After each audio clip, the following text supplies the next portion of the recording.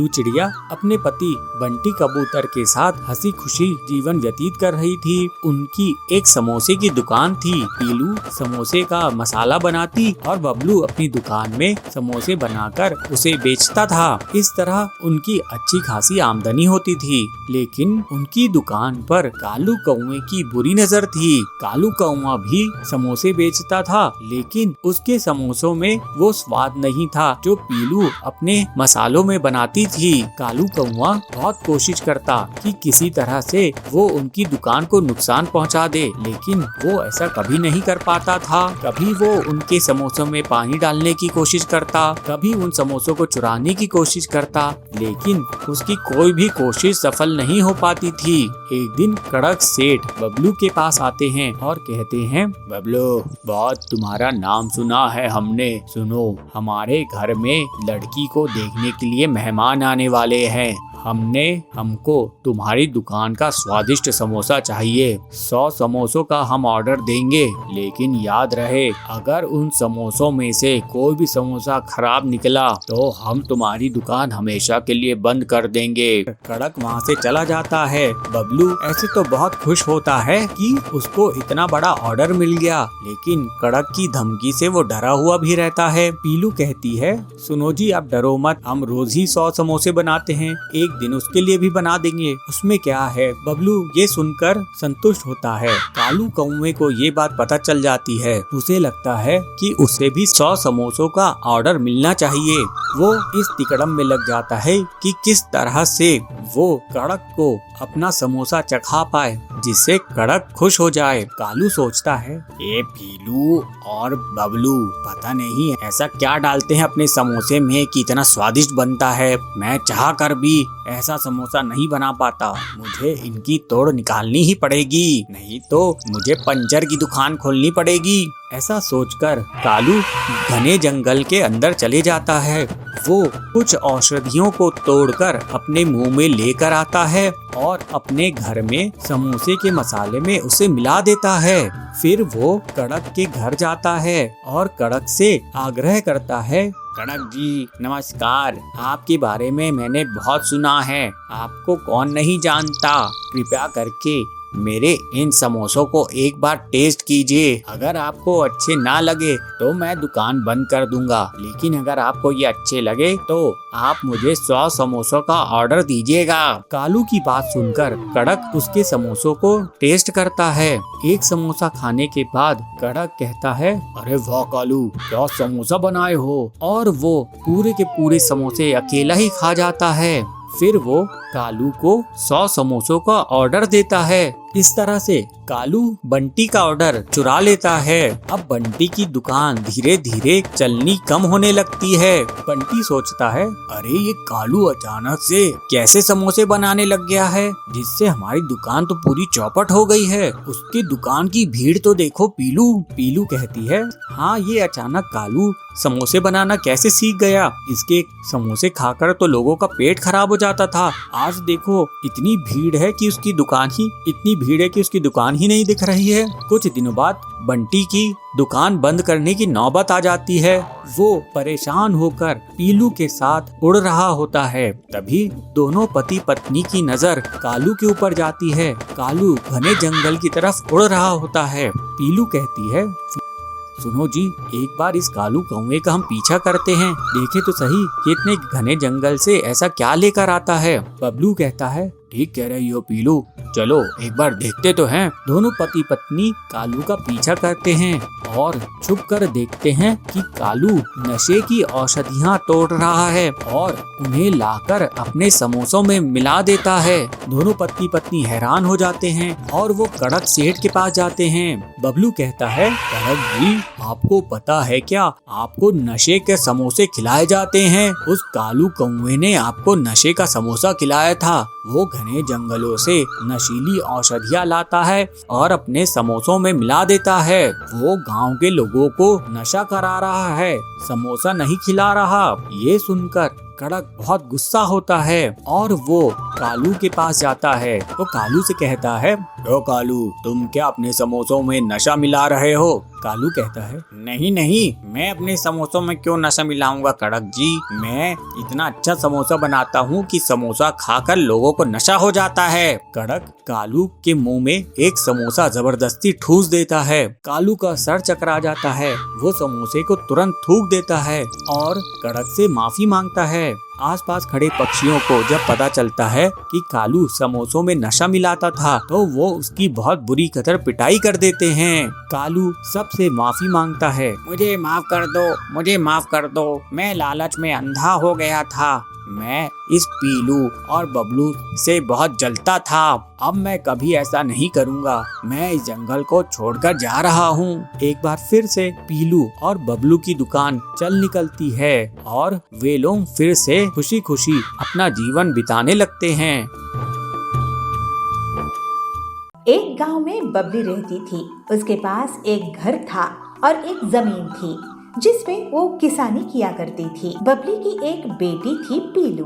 पीलू दिन भर बैठकर मोबाइल देखती थी या फिर अपनी सहेलियों के साथ फिल्म देखती थी। बबली पीलू से कहती है, पीलू तो दिन भर बस टाइम पास करती रहती है। अरे कभी कुछ काम धाम किया करो। तेरी पढ़ाई में मैंने कितने पैसे खर्च कर दिए, लेकिन तू एक नौकरी भी नहीं करती है। तो पीलू कहती है, माँ हमारे पास सब कुछ तो है, तो फिर मैं काम क्यों करूँ? और वैसे भी इतना बड़ा घर है और जमीन है, वो सब मेरी ही तो है ना। तो बबली कहती है, तेरे पापा बस ये घर छोड़ कर गए थे।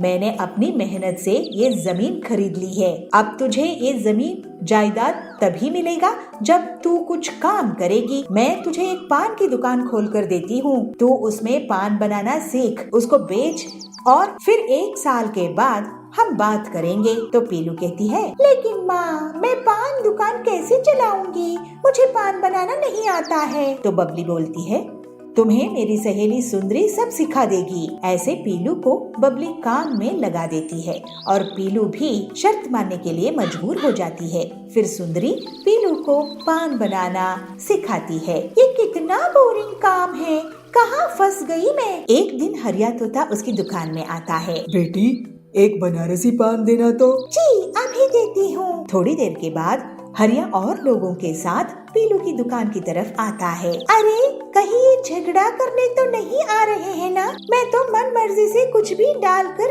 इसे दे दी थी। तब हरिया बोलता है, पीलू तुमने जो मुझे पान खिलाई थी वो मेरे इन दोस्तों को भी खिलाओ। तुम्हारा पान खाने के बाद मैं बता नहीं सकता मुझे कितना अच्छा लगा है। शुक्रिया हरिया काका। इसके बाद पीलू उनके लिए पान बनाकर दे देती है। सभी उसकी तारीफ करते हैं। अरे वाह, लोगों को मेरा पान पसंद आ रहा है। तो तभी सुंदरी आती है और कहती है, हाँ पीलू बेटी, तुम्हारी मेहनत सभी को पसंद आ रही है। देखो तुम्हारी काम करते ही लोग कैसे तुम्हारी तारीफ कर रहे हैं। मुझे तो पान आपने ही बनाना सिखाया है सुंदरी आंटी। तो सुंदरी कहती है, हाँ लेकिन अब तुम भी अपना दिमाग लगाओ और सोचो कि दूसरों से कैसे तुम्हें अच्छा पान अलग बना सकती हो। पीलू सोच में पड़ जाती है और एक दिन वो एक नया एक्सपेरिमेंट करने को देखती है। पीलू पान बनाने के बाद उसमें आग लगा देती है और उसे गर्मा गर्म सुंदरी को खिलाती है। सुंदरी पान खाकर उसकी बहुत तारीफ करती है। फिर अगले दिन, पान ले लो पान, आग वाला पान, ऐसे पीलू ग्राहकों को बुलाती है। इस तरह से पीलू के आवाज लगाने से बहुत से लोग आग वाला पान देखने के लिए आ जाते हैं। मुझे एक आग वाला पान देना बेटा। अभी लो हरिया काका। अरे क्या गजब का पान है ये, एकदम आग है आग। इसके बाद से पीलू का आग वाला पान पूरे जंगल में फेमस हो गया और 1 साल कब बीत गया पीलू को पता ही नहीं चला। 1 साल बाद उसकी माँ उसके पास आती है। क्यों पीलू, दुकान कैसी चल रही है? ऐसे बबली पूछने के बाद पीलू कहती है, माँ देखो 1 साल कैसे बीत गए पता ही नहीं चला। तुम्हारा कहना सही था, मेहनत के फल से मीठा कुछ नहीं होता है। अब मैं पूरी मेहनत करूंगी और तुम्हारा नाम रोशन करूंगी, जमीन जायदाद भी बनाऊंगी। ये सुनकर बबली की आंखों में खुशी के आंसू आ जाते हैं और फिर पीलू अपनी मेहनत से और तरक्की करती है और दोनों माँ बेटी हंसी खुशी रहने लगते हैं। एक गांव में पीलू चिड़िया अपनी माँ बबली के साथ रहती थी। दोनों माँ बेटी खेत में आलू उगाते थे। बेटी पीलू, इस बार बहुत अच्छी फसल हुई है, इस बार हमारा पूरा कर्ज खत्म हो जाएगा, ऐसे बबली कहती है। तो पीलू बोलती है, हाँ माँ, इस बार हम अपना घर भी खरीद लेंगे। लेकिन जब माँ बेटी बाजार पहुँचती तो देखती है कि वहाँ पहले से बहुत आलू बेचने वाले किसानों की भीड़ है और उन्हें बहुत कम दाम मिल रहा है। तो पीलू कहती है, इतने कम दाम में तो हमारी मजदूरी भी नहीं निकलेगी, हम इतने कम दाम में अपने आलू की फसल क्यों बेचे? तो कड़क सेठ कहता है, देखो चिड़िया, बेचना है तो बेचो, नहीं तो अपने घर में इस आलू को रख लो और वहीं पर इसे सड़ने दो। लेकिन बबली और पीलू ने निर्णय ले लिया कि आलू नुकसान में नहीं बेचेंगे। फिर वो दोनों घर वापस आ जाती है। उनके पीछे सुंदरी कवि और हरिया तोता भी आ जाते हैं। ये कड़क सेठ बहुत चालाक है, हमसे इतने सस्ते दामों में आलू खरीद रहा है, लेकिन बड़ी बड़ी कंपनियों को 10 गुना ज्यादा दाम में बेचेगा, 100 का माल 1000 रुपए में। ऐसे हरिया बोलता है। तो सुंदरी कहती है, लेकिन हम अगर आलू उसे नहीं बेचेंगे तो घर में रख कर क्या करेंगे? तो पीलू कहती है, हरिया काका, हम क्यों नहीं कंपनियों को सीधे आलू बेच सकते नहीं? वो कंपनियां क्या करती है इन आलू का? चिप्स ही तो बनाती है ना, हम भी अगर कोशिश करें तो हरिया कहता है, अरे बेटी, इतनी मेहनत कौन करेगा, उसके लिए तो मशीन चाहिए होती है। तो सुंदरी बोलती है, मेरा भांजा बबलू इंजीनियर है, उससे पूछ कर देख सकते हैं। हाँ, अगर वो हमारी मदद कर दे तो बहुत अच्छा रहेगा। पीलू की बात सुनकर बबली कहती है, लेकिन हमने बहुत बड़ा खतरा मोल लिया है, अगर चिप्स बनाने की मशीन काम नहीं आई तो ये आलू ऐसे ही सड़ जाएंगे और हम दाने दाने को मोहताज हो जाएंगे। बबली बोलती है। इसके बाद बबलू उन सब से मिलता है। मैं आपको आलू चिप्स की मशीन बना कर दे सकता हूँ। ये सुनकर सभी बहुत खुश हो जाते हैं।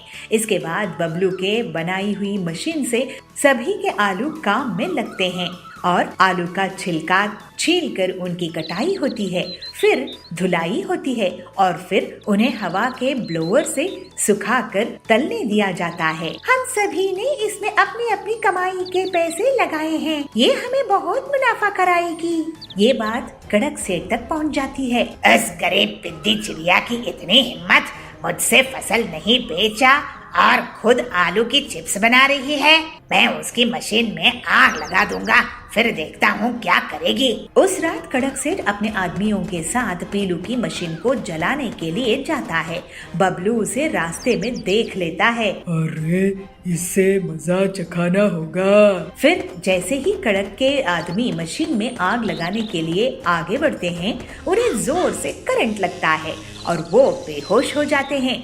कड़क को भी चिड़िया पकड़ लेती है। कड़क सेठ, शर्म आनी चाहिए तुम्हें, हम गरीबों को नुकसान पहुंचाने आए थे। वो अच्छा हुआ बबलू जी ने तुम्हें देख लिया, अब तुम और तुम्हारे आदमी जेल में सड़ेंगे। फिर कड़क को जाबाज इंस्पेक्टर जेल में डाल देता है। अपनी बहादुरी के कारण बबलू पीलू को पसंद आ जाता है और पीलू की मेहनत देखकर बबलू उसको पसंद करने लगता है।